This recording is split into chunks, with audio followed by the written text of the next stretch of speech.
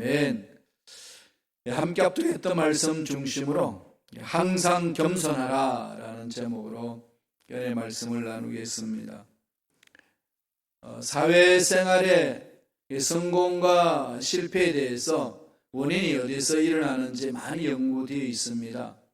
그런 중에 사회에 나가서 사업을 하든 직장생활을 하든 실패하는 원인 80%가 그 사람이 가지고 있는 능력 때문이 아니고 부족해서가 아니고 대인관계가 좋지 못하기 때문에 실패한다는 그런 통계 숫자가 있습니다.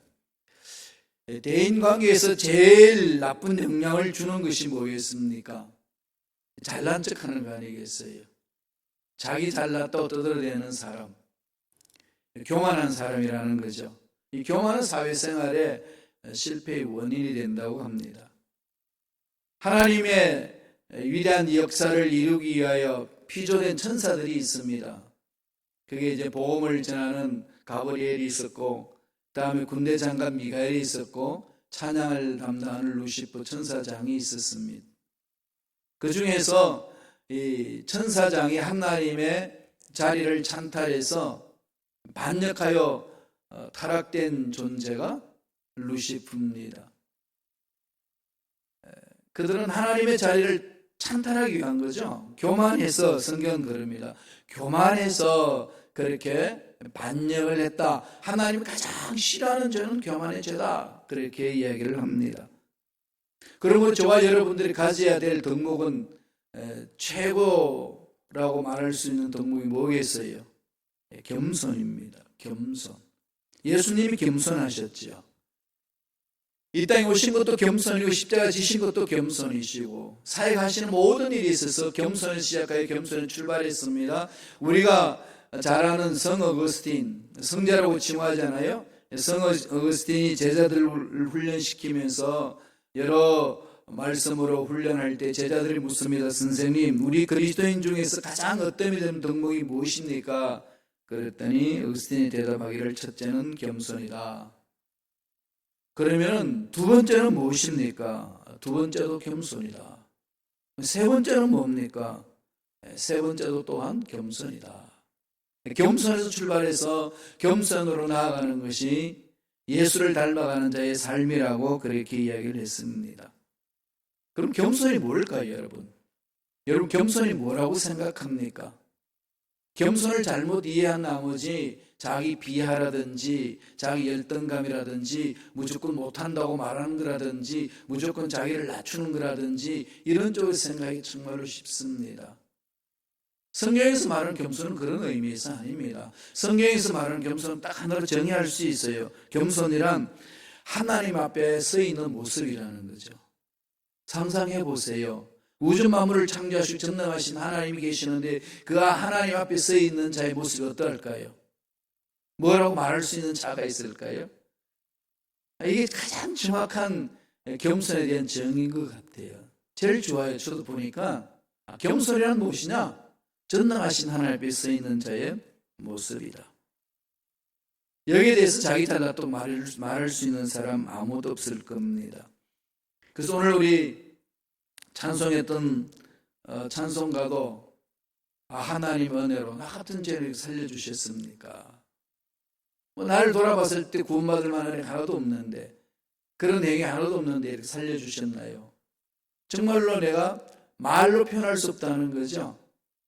찬송가 305장에 보면 뭐라고 나오죠? 나 같은 죄인 살리신 은혜 놀라워. 여러분 이 찬양을 부를 때 감격이 있었어야 돼요. 나는 구원받을 만한 건 구원받았어. 뭐 이런 어떤 이상한 것이 마음속에 꿈틀거릴 수 있습니다. 그런 찬송가 305장 나 같은 죄인 살리신 은혜 고마워 놀라워. 정말 놀라움이 있는지요? 돌아봐야 되는 거죠. 오늘 본문 베드로는 이렇게 이야기합니다. 베드로전서 5장 6절에 보니까 뭐라고 이야기하죠? 하나님이 능하신 손 아래서 겸손하라. 때가 되면 너희를 높이시리라. 하나님이 능하신 손 아래서 겸손하라는 거죠. 하나님의 자연 질서 속에서 우리에게 주는 교훈은 늘 겸손입니다. 그 중에서 물을 바라보세요. 하나님 물을 창조하시고 그 물을 통해서 위대한 생명을 탄생시키고 물 속에서 위대한 교훈을 주시고 있지 않습니까? 물은 부드러워요. 물은 위에서 내려가기를 원합니다. 결코 위에 올라가 있지 않는 게 물이에요. 아무리 분수로 쏘아 올려도 밑으로 떨어지는 게 물입니다. 한번 해보세요. 물을 위에 던져 올리면 물 위에 가만히 서 있는지 다 떨어지잖아요. 높이 올라가려고 몸부림치는 인간들을 비웃듯이 밑으로 내려가는 것이 물입니다. 그런데 때가 되면은 가장 높은 곳에 올라가 있습니다. 그게 때가 뭐죠? 구름이 된 때. 그러면 물이 구름이 됐을 때요, 가장 높은 곳에 가 있습니다. 하나님이 주시는 은혜 아니겠습니까? 겸손하라라는 거죠. 때가 되면 높이시리라. 겸손한 자의 삶의 하나님 손안에 있다는 것을 말합니다.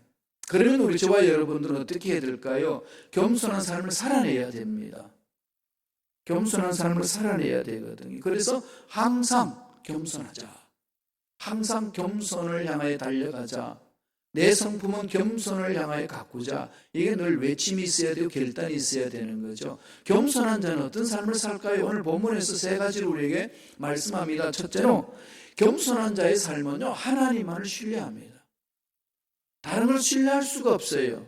겸손한 자는 하나님을 신뢰합니다. 전적으로 하나님 없이는 살 수 없다는 고백이기 때문에 그렇습니다. 오늘 말씀을 볼까요? 베드로전서 5장 7절 베드로가 권면합니다. 다 같이 한 목소리를 이렇게 했습니다. 너희 염려를 다 주께 맡기라. 이는 그가 너희를 돌보심이라. 염려를 주께 맡기라는 거죠. 주님께 맡기면 어떻게 하죠? 주님이 돌봐주신다는 거죠. 하나님을 신뢰하면 맡기지 않을 문제 어디 있습니까? 앞날의 문제, 직장의 사업장의 문제, 자녀들의 문제, 내 미래의 문제, 그죠? 이런 염려는 다 하나님께 맡겨버려야 됩니다. 맡길 수 있는 것은 하나님만을 신뢰할 때만이 감사합니다. 하나님을 신뢰하는 자는 겸손한 자예요. 겸손한 자는 하나님을 신뢰합니다. 하나님을 신뢰하는 자는 염려가 없습니다. 하나님께 가 있으니까. 나의 염려는 맡겨라, 던져라. 여러분 공을 그냥 던지면은 투수가 공을 던지면 어디가 있나요? 공을 던졌는데 자기한테 있나요? 너무 자연스럽죠? 포수한테 가잖아요. 너무 상식적입니다. 그럼에도 불구하고 우리는 문제를 주님께 던졌는데 아직까지 내 안에 있어요. 정말 기적적이에요. 내가 공을 던졌는데 분명히 던졌는데 공이 나한테 있다. 이거 요술 중에 요술 아니겠습니까? 오늘 우리 그리스도인들은 너무나도 그렇게 신앙생활 할 때가 많습니다. 던졌는데 문제를 하나님께 던졌는데 맡겼는데 아직도 나는 염려하고 있어요. 던진 척하지 던지지 않았다는 거죠. 맡기지 않았습니다. 왜 그럴까요? 교만한 거예요. 하나님 앞에 자기 자신을 낮추지를 못합니다. 하나님 앞에 서 있지를 못합니다. 하나님을 신뢰하지 못하는 거죠. 하나님을 신뢰하지 못하면 뭐가 찾아올까요? 염려가 생깁니다. 성경은 뭐라고 얘기하나요? 참새 한 마리도 땅에 떨어지는 것은 하나님 허락지 아니하시면 안 된다. 하나님 다 관리하신다. 신뢰하는 거죠. 내 인생 미래 하나님이 만져 주실 줄로 믿습니다. 이렇게 고백하면서 하나님께 나아가는 거 아니겠습니까? 그래서 하나님께 맡기라라. 맡길 수 있는 사람은 염려가 없다. 염려가 없는 사람은 하나님을 신뢰하는 자다. 그가 곧 겸손한 자다. 그렇게 이야기를 합니다. 에드워드 폴도스키라는 분이 쓴 책이 있습니다. 걱정을 멈춰라. 그러면 회복된다. 여기 보면 이런 말을 해요. 마음의 고민, 고혈압, 천식, 루마티스, 감기, 갑상선, 기능장애, 관절염, 편두통, 시력장애, 심장병, 위장병 같은 병이 염려하는 것과 직결되어 있다. 그렇게 얘기합니다. 염려. 이 현대의 병들이요, 현대인들이 겪는 병들이 다 염려에서 출발하는 거예요. 있지도 않는 문제를 염려하는 거예요. 지금 우한에서 발생한 폐렴이 이게 신종 코로나 바이러스라고 그래가지고 많은 사람들이 공포 속에 있어요. 오지도 않았는데 공포 속에 있다니까요. 뜹니다. 준비하는 건, 예방하는 것은 중요하지만은 그게 너무 집중한 나머지 두려움에 떨게 되는 것은 이 세상을 주관하시는 하나님을 신뢰하는 자의 삶이 아니라는 거예요. 오지 않는 일을 미리 앞당겨서 염려하는 것, 하나님을 신뢰하지 못하는 자들의 삶이라는 겁니다. 염려라는 말은 헬라 말로 메림나오라고 합니다. 메림나오. 이 말은 두 단어가 붙어 있어요. 갈라버린다, 나눠진다는 말과 마음이라는 말의 두 단어입니다. 그러나 마음이 갈라지는 것, 마음이 나눠지는 것이 염려다 이거예요. 그럼 한 마음이 되었는데 두 마음이 생겨버리면 염려가 생기는 거예요. 오른쪽의 길로 가야 하나 왼쪽의 길로 가야 하나, 여기서 갈등이 있으면서 염려가 되는 거죠. 기도하면서도 염려해요. 이런 사람은 하나님 뭐라고 그러셨죠? 야고보를 통해서 마음에 정함이 없는 자들, 야고보서 1장 8절에 그러고 있어요.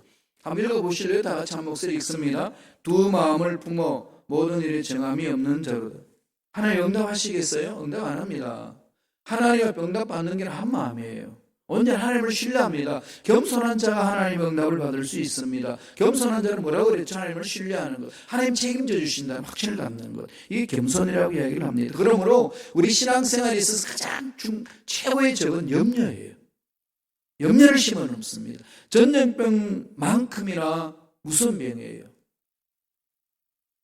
우한 이 폐렴군, 우한 이 전염병 이러니까 되게 중국 사람이 싫어한다고 그래서 코로나 바이러스 이러는데 어쨌거나 그죠? 그 병은 전염병이잖아요. 접촉하게 되면 침으로서 이렇게 전염되기 때문에 도는 거죠. 창궐해집니다. 그래서 마스크를 끼게 하고 음식도 따로 먹어야 되는 거죠. 우리 한국 음식은 어떤 거죠? 반찬은 다 한 상에 차려놔 놓고 밥과 국그릇은 자기 건데 반찬은 공유합니다. 반찬을 공유하는 속에 젓가락으로 다 하잖아요. 젓가락이 어디서 오나요? 집어 던지나요? 입에? 집어서 입으로 그냥 먹습니다. 그런 침이 다 젓가락에 묻어 있는 거죠. 묻어 있는 침이 또 반찬하니까 서로들 간에 침을 공유하게 되는 거죠. 참 우리 공동체는 뜨거운 공동체예요. 그런 정이 있는 공동체는 좋은데 이런 전염병에서는 속수무책입니다. 그래서 그냥 이 아시아 쪽의 전염병이 심한 거 아니겠습니까? 이와 마찬가지로 염려가요, 염려하는 사람이 옆에 있으면 염려가 전염이 돼요. 어떡하지? 그러면 거기에다가 한 말 더 앞서서 그냥 이야기를 합니다. 소문이라는 게 그러잖아요. 그죠? 목사님이 그냥 감기 독감 걸려가지고 몸 좀 누우셨대. 약을 드셔야 되는데 못 일어나신대. 그게 한 발 넘어가면 어떻게 해야 되죠? 혼수 상태의 목사님이 중병 환자실에 있대. 면회도 안 된대. 이러다가 며칠 만에 꼴깍하면 어떡하지? 꼴깍하면 어떡하지라고 한번 돌면 어떻게 되죠? 목사님이 오늘 내일 하신대. 이게요, 일파만파로 가는 겁니다. 염려는 그렇게 전염돼. 전염병보다 더 무서운 게 염려의 전달입니다. 그래서 끊으라는 거예요. 공동체에서 끊어야 될 것은 염려입니다. 염려를 끊는 방법 딱 한 가지 뭐겠어요? 염려야 사라질까요? 아닙니다. 뭘 하면 되죠? 하나님을 신뢰하면 되는 거죠. 하나님께 맡기면 됩니다. 겸손한 자는 맡기는 거죠. 내가 내일을 못합니다. 하나님 해주셔야 됩니다. 맡기는 거 아니겠어요? 그게 뭐죠? 기도입니다. 이런 자들이 겸손한 자고 하나님의 기적을 맛본다는 겁니다. 오늘 베드로는 뭐라고 해야 합니까? 그러므로 염려를 주께 맡겨라. 그 우주 만물을 창조하신 그분이 너를 돌보아 주시리라. 생각해 보세요. 내 배후에 누군가가 도와주는 사람, 돈 많은 사람, 권력 있는 사람 도와주면 이 세상의 사업이나 이 세상 일을 해나갈 때에 여러분 어떨까요? 어깨에 힘이 막 생기죠? 그런 사람 없어서 몰라요? 그럼요. 누군가가 딱 딱 뒷받침해 주면 두를 게 없잖아요. 자녀들이 엄마 아빠가 사랑하는 것이 확실히 느껴지고 엄마 아빠가 날 사랑해 뭐라도 해도 나는 용납해 줘. 이런 것이 확신이 있으면 세상 나가서 당당히 살잖아요. 사랑의 힘으로. 하나님이 날 사랑하셔, 날 책임져 주셔 확신이 있다면 이 세상이라는 염려 때문에 혼란스럽게 살까요? 아닙니다. 하나님을 신뢰해요. 그럼 염려는 끊깁니다. 두 번째, 겸손한 사는 자의 삶은 어떻게 산다고 가르치나요? 근신하여 껴있는다는 거죠. 근신하여 껴있는다. 늘 하나님께 집중하니까 자신을 돌아보는 거죠. 교만 떨 이유가 없습니다. 가졌다고 잘된다고 교만 떨 이유가 없는 거죠. 이 정도면 돼서 다른 사람 비교해서 내가 이 정도는 돼서 있다고 생각하지 않습니다. 늘 껴서 근신합니다. 하나님 앞에 서야 되는 자세가 무엇인가? 돈 많이 가졌다고, 높은 자리에 있다고, 학위를 가졌다고, 그런데 교만을 떨면 망하는 길이라는 거죠. 철저하게 껴있고 근신한다. 돌아본다는 거죠.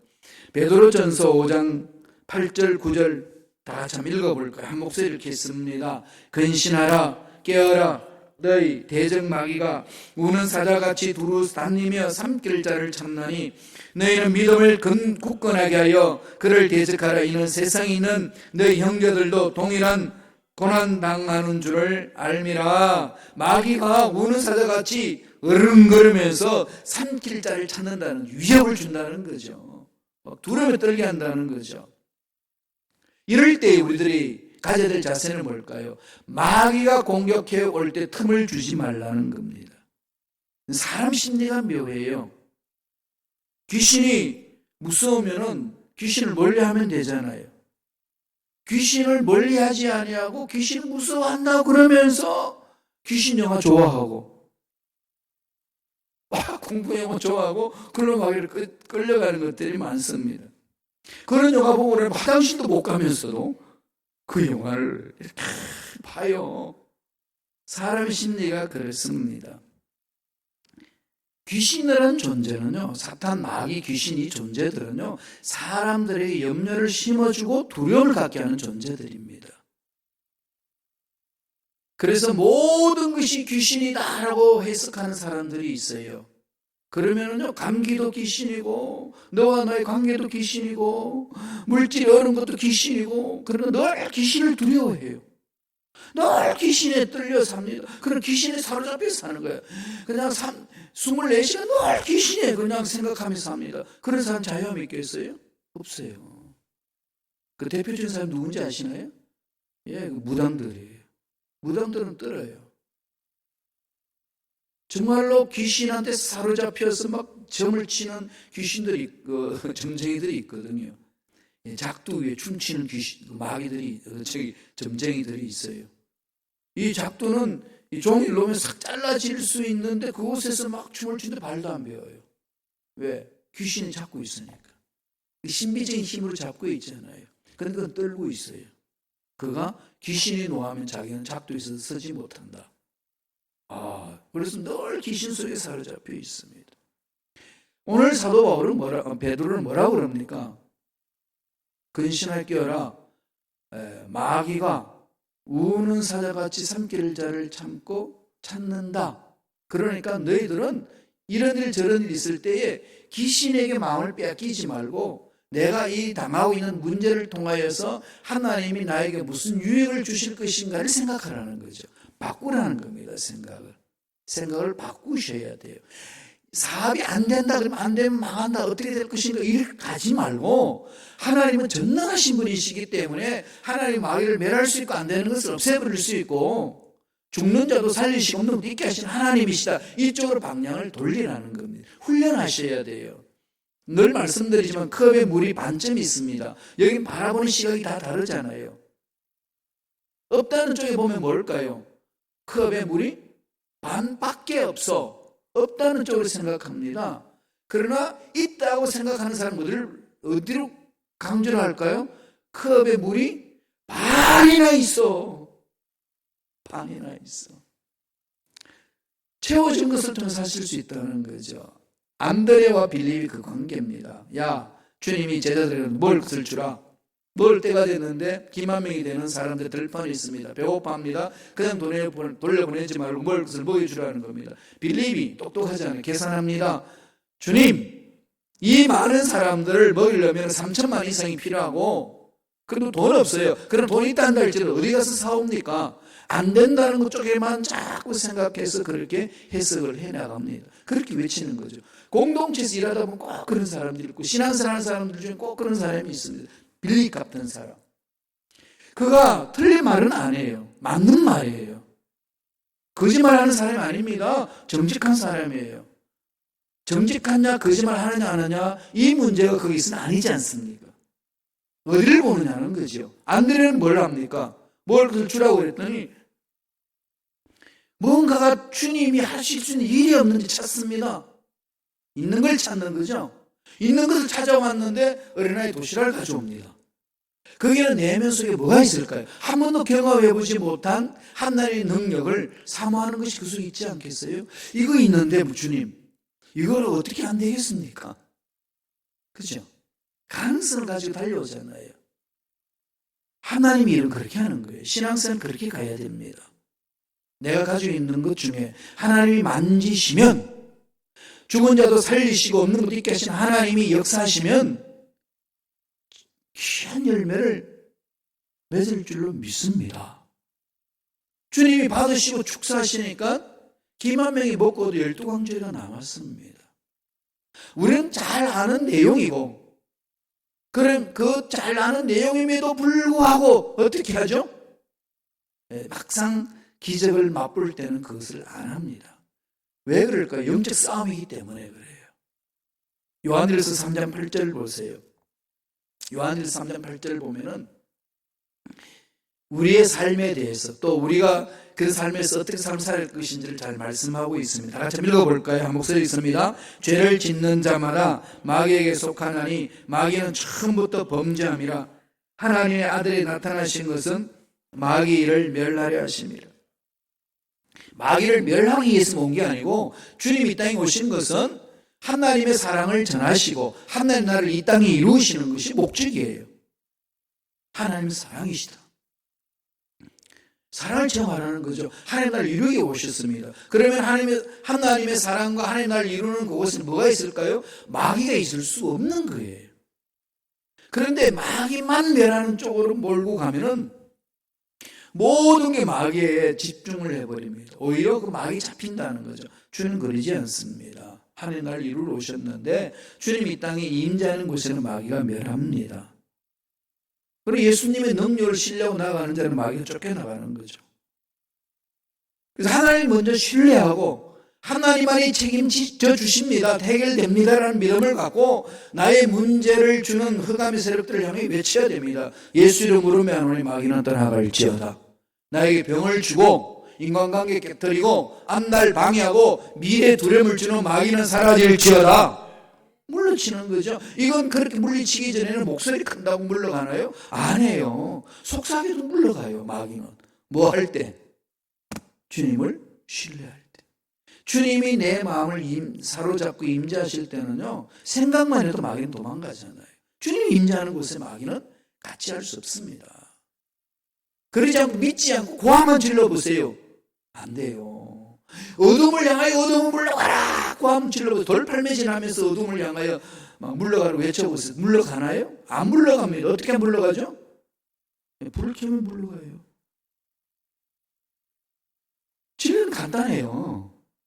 늘 그게 마음을 집중하셔야 돼요. 하나님을 신뢰하면 돼, 능력을. 그건 신뢰하지 아니하고 행위적으로 무언가가 하니까 이런 불평 저런 불평, 이런 문제 저런 문제만 눈에 보이는 거죠. 세상은 문제투성이에요. 문제투성이를 가지고 불평하기 시작하면요 365일 불평해도 모자랍니다. 이게 세상이에요. 이런 데를 말려들지 마세요. 절대로 말려들지 마세요. 마귀는 그렇게 말려들게 만듭니다. 그래서 교회 공동체를 못 숨기고 서로 관계가 깨어지고 떠나고 막 그런 아픔이 있잖아요. 이게 기말려들면 안 돼요. 이 마귀가요 그 장난을 쳐요. 그럼 단호히 근신하고 끼어 있어야 돼요. 하나님을 생각하면. 마지막 세 번째로, 겸손한 자의 삶은 어떻게 하죠? 굳건한 믿음을 갖는 거죠. 믿음이라는 게 뭐죠? 약속을 붙드는 거잖아요. 같은 맥락이에요. 하나님을 신뢰하는 거고, 하나님 앞에 서는 것이고, 하나님 약속의 말씀을 붙드는 거고, 그게 믿음이에요. 믿습니다. 뭘 믿는 거죠? 내 생각을 믿는 거예요. 그거는 자기 뭐라고 그러죠? 신념이에요. 신념과 믿음은 늘 구분하라고 제가 말씀드렸죠. 믿음은 약속의 말씀을 신뢰하는 거예요. 확신하는 겁니다. 하나님이 주신 약속의 말씀이 그대로 될 줄로 믿습니다. 환경, 문제, 상황 보지 않고 약속을 딱 붙들고 가는 게 믿음이에요. 신념은 내가 생각했던 것이 그대로 이루어질 것에 대한 확신을 갖는 겁니다. 세상은 신념으로 살아요. 그러나 이 신념이 강한 사람만이라도요, 큰 일을 이루긴 합니다. 그런 기적은 없어요. 하나님의 나라에 속한 단어가 아닙니다. 하나님, 주님 우리에게 가르쳐 주시는 것은 믿음이잖아요. 눈에 보이지 않는 것을 믿음으로 보는 거잖아요. 뭐 약속의 말씀을 믿는 거죠. 베드로전서 5장 9절 보세요. 다 같이 한 목소리 천천히 읽겠습니다. 너희는 믿음을 굳건하게 하여 그를 대적하라. 이는 세상에 있는 너희 형제들도 동일한 고난을 당한 줄을 압니다. 믿음을 굳건하게 하여. 믿음을 굳건하게 한다는 게 무슨 의미입니까? 너무 추상적이잖아요. 믿음을 굳건한다. 도대체 믿음을 굳건하게 한다고 믿음은 날마다 외치면 굳건해지나요? 한번 해보세요. 굳건해지던가. 조영기 목사님이 서대문에서 목회하실 때 그 당시 서대문 연세대학교에 있는 학생이 철야 예배 나왔어요. 믿음을 좀 받고 싶었어. 그래서 밤새도록 기도하면서 주여 믿습니다. 계속 기도했는데 그 철야 예배 다 끝나고 다시 사무실에 찾아왔더래요. 목사님, 안 믿어집니다. 도저히. 밤새도록 믿습니다 외쳤는데 안 믿어진다는 거죠. 그럼요. 하나님과 나의 관계 문제예요. 죄를 회개하고 약속의 말씀을 신뢰하는 거죠. 그게 믿음이에요. 신념 속에 빠져서 신앙생활 하지 마세요. 믿음 생활하세요. 그 속에 기적이 있습니다. 그래서 약속의 말씀을 붙드는 거예요. 한 번 더 읽어보죠. 베드로전서 5장 10절 말씀입니다. 다 같이 읽겠습니다. 모든 은혜의 하나님 곧 그리스도 안에서 너희를 부르사 자기의 영원한 영광에 들어가게 하신 이가 잠깐 고난을 당한 너희를 친히 온전하게 하시며 굳건하게 하시며 강하게 하시며 터를 견고하게 하시리라. 누가 그렇게 하신다는 거죠? 하나님. 약속하셨거든요. 내가 지시할 땅으로 가라. 믿음으로 바라보는 건 내가 다 주마. 약속하셨잖아요. 그 눈에 안 보여요. 손에 안 잡힙니다. 귀에 안 들립니다. 그런데 믿습니다는 뭘 믿는 거죠? 약속의 말씀이 그대로 될 것을 믿습니다. 확신합니다. 그럼 뒤집어서 말하면 이 약속의 말씀이 없으면 뭘까요? 믿음이 없는 자예요. 그래서 흔들립니다. 믿음이 없으면 흔들리잖아요. 믿음의 견고하게 쓴다는 말은 약속의 말씀을 자꾸 점검하고 말씀이 있으라는 얘기예요. 그러니까 말씀을 안 읽는데 무슨 믿음이 생깁니까? 말씀 속에 파고 들어가지 않는데 무슨 믿음이 있습니까? 믿음은 들음에서 나며 들음은 그리스도의 말씀으로 말미암는다고 성서는 가르쳐주고 있는데 말씀에 들어가질 못해. 바빠서 힘들어서 읽어도 무슨 말인지 몰라서 이런 엉뚱한 이야기를 하면서 믿음 하나 안 들어옵니다. 그래서 믿는 척해요. 그렇게 힘든 거예요. 그래서 상황이 어려우면 자꾸 뒤로 물러가고 주저앉게 됩니다. 그러나 정말로 하나님의 약속의 말씀을 신뢰하고 나아가는 자의 믿음을 가진 자는요, 약속의 말씀을 신뢰하는 자는요, 눈에 안 보인다고 흔들리지 않고 손에 안 잡힌다고 흔들리지 않고 귀에 들리지 않는다고 칠흑같이 암흑 같은 상황에 놓여있다고 떨지 않습니다. 약속을 믿기 때문에. 1점이라도 변함이 없는 약속을 붙들기 때문에 가는 거죠. 붙드셔야 돼요. 그게 없으면요, 기적 맛보지 못합니다. 그래서 우리는 약속을 붙들려고 하나님이 우리 삶에 있어서 내가 나를 신뢰했던 것, 내가 내 경험을 신뢰했던 걸 다 끊어버리게 하잖아요. 그죠? 두 손 바짝 들게 할 때가 있죠? 궁지를 몰아넣습니다. 아, 이건 뭐 세상 어떤 방법으로 안 되는구나. 이제는 이래도 죽고 저래도 죽는구나.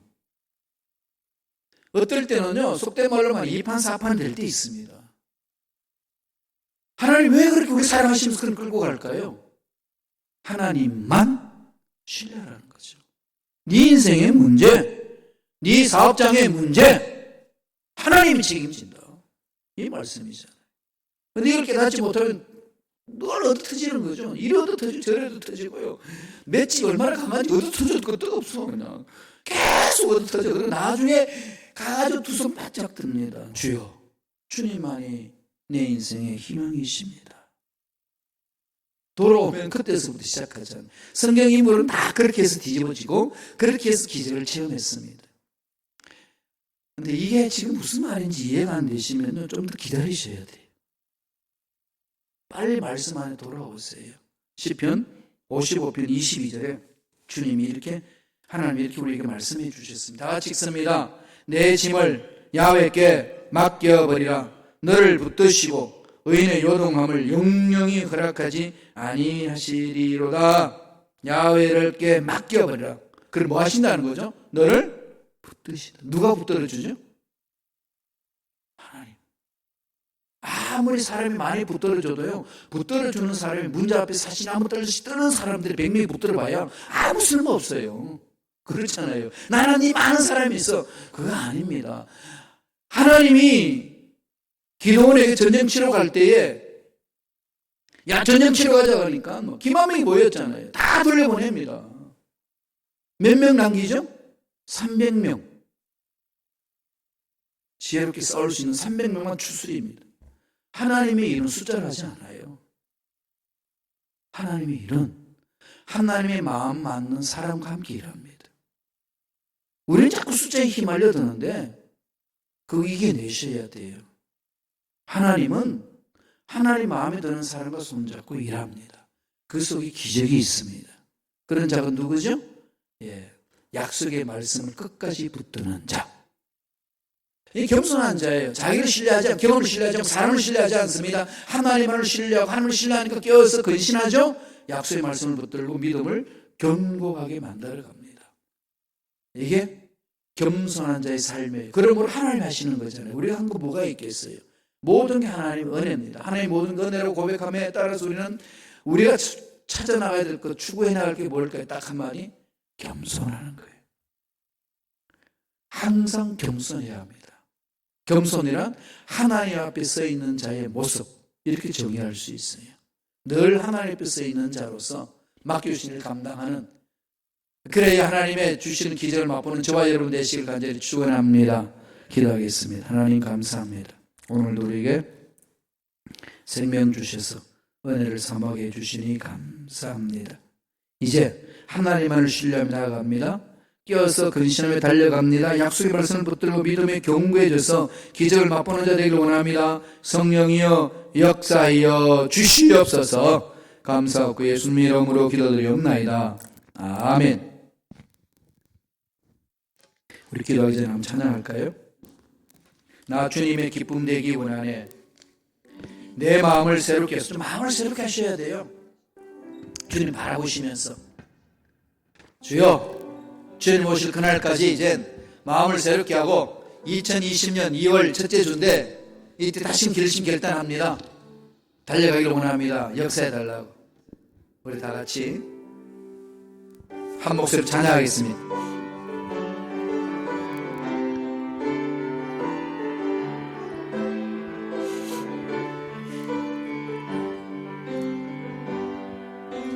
나 주님의 기쁨 되기 원하네. 내 마음을 새롭게 하소서. 내 마음을 새롭게 하소서.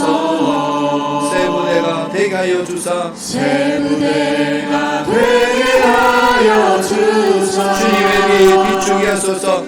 주님의 빛 비추게 하소서. 내가 원하는 한 가지